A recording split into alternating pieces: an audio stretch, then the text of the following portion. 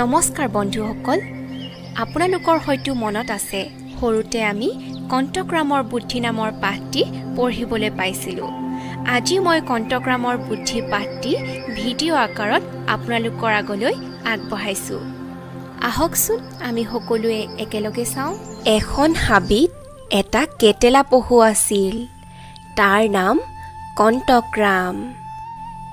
এবাৰ তাৰ মাক আৰু দেউতাকৰ বৰ অসুখ হ'ল। তেওঁলোকে তাক ফল মূল আনি দিব নোৱাৰা হ'ল। কণ্টগ্ৰামে ভোকত বৰ কষ্ট পাবলৈ ধৰিলে।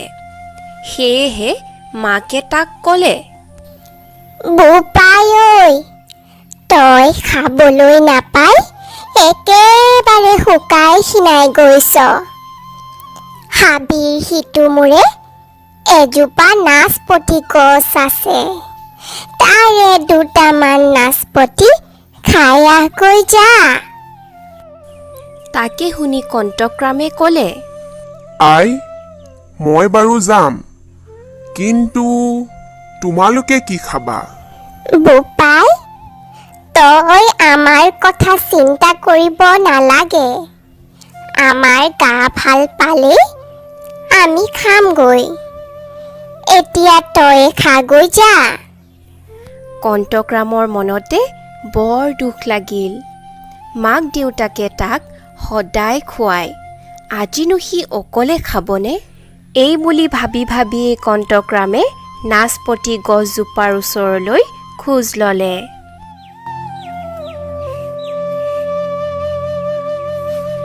আৰু অলপ পাছতে কণ্টগ্ৰাম গৈ নাচপতিৰ গছৰ তল পালেগৈ।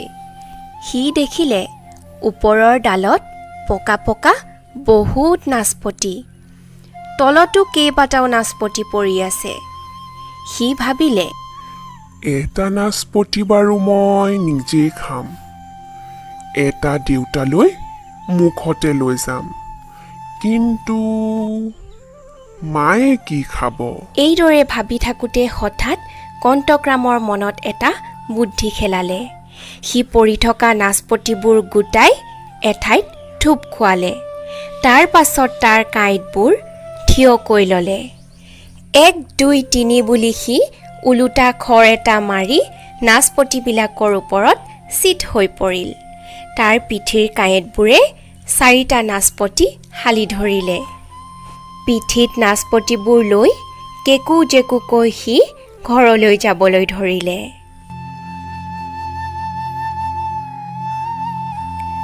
কণ্টগ্ৰামৰ পিঠিত নাচপতিবোৰ দেখি মাক দেউতাকৰ বৰ আনন্দ লাগিল।